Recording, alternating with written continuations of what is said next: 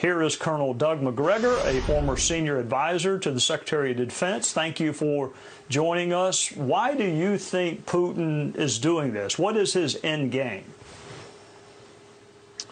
Well, Vladimir Putin is carrying through on something that he's been warning us about, at least for the last 15 years, which is that he will not tolerate U.S. forces or their missiles on his borders, much as we would not tolerate Russian troops and missiles in Cuba. And we ignored him, and he finally acted. He was not going to allow Ukraine under any circumstances to join NATO. And what's happened now is that the battle in eastern Ukraine is really almost over. All the Ukrainian troops there have been largely surrounded and cut off. You have a concentration down in the southeast of 30 to 40,000 of them. And if they don't surrender within the next 24 hours, I suspect that the Russians will ultimately annihilate them. That's why Zelensky is meeting with Putin's representatives right now. The game is over. And he's going to have to negotiate the best deal he can get. And we've already told him, the President of the United States has, that if he opts for neutrality for Ukraine, we'll back him.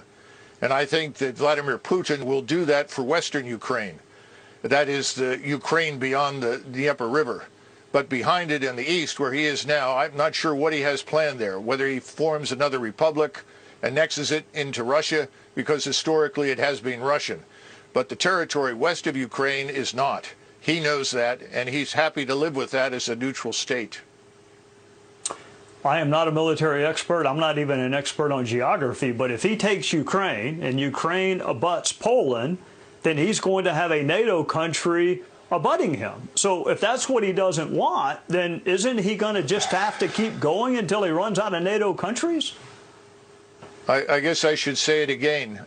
He has no interest in crossing the Dnieper and heading west to the Polish border. I think you're going to find from these negotiations he's quite willing to neutralize that territory on the Austrian or the Finnish model. Right now, Russia already touches Estonia and part of Latvia. White Russia, of course, touches Lithuania. He's not interested in going to war with us, and he has an army that's too small for that purpose. And he knows it. His economy is smaller than that of South Korea's. So this is not something that he's looking for. We are imputing to him things that he does not want to do in our usual effort to demonize him and his country. We need to remember that Ukraine is fourth from the bottom of 158 countries in the world as corrupt. Russia is perhaps 3 or 4 places above them.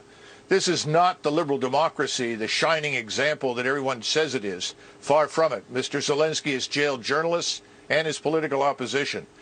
I think we need to stay out of it. The American people think we should stay out of it. The Europeans think we should stay out of it. And we should stop shipping weapons and encouraging Ukrainians to die in what is a hopeless endeavor.